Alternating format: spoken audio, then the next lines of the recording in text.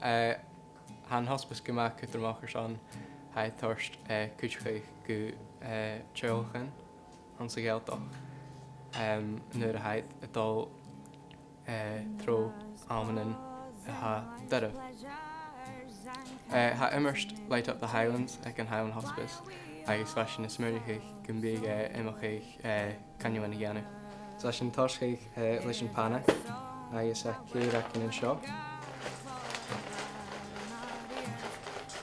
Nuair a hasin cúd ar an tseanna ha an céir leach.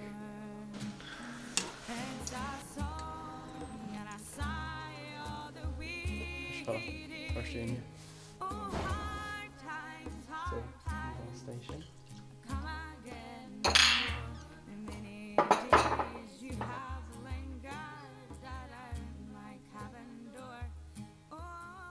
Dála déanamh seo son airgid a chruinneach son dh'Ospais na Gàidhealtachd. As Eolas ein an ópéir a ha dal a déanamh, Fashion a ghirí luirteachn a dhéanamh. Roinní sin film a dhéanamh.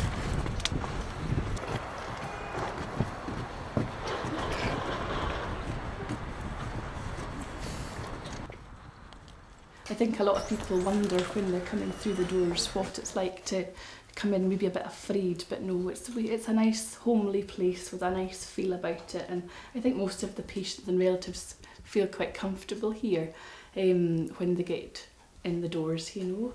So I know it's a lovely place to work, and we're quite a close team, so we've got a good family feel amongst us, I would say.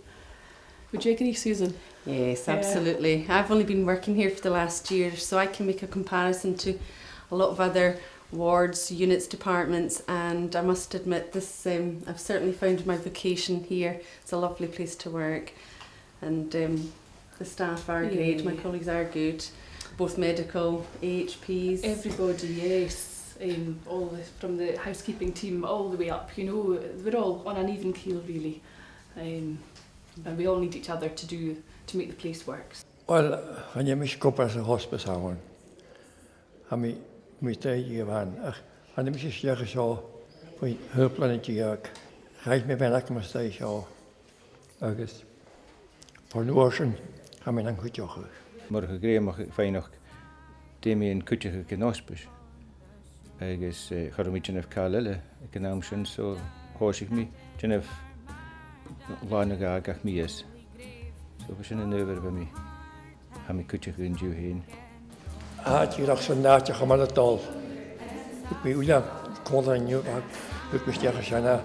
Zou we over verder niet gaan gaan. Zo'n einde sterke shock toch zo'n kom. Het 2 uur en 10, 2 uur en half. Hij toch dan hoe was kunnen. Noper heb ik het jenef van mij drijf ik waantje mij Gàidhealtachd kunnen buurtje ik in Dh'Ospais. Le stores le Jefferrutten. Agus hami tolische gedore drijvig, hami tolische gedore krijg ik niet in je kutje. Oh, had je hem opgezien van jou?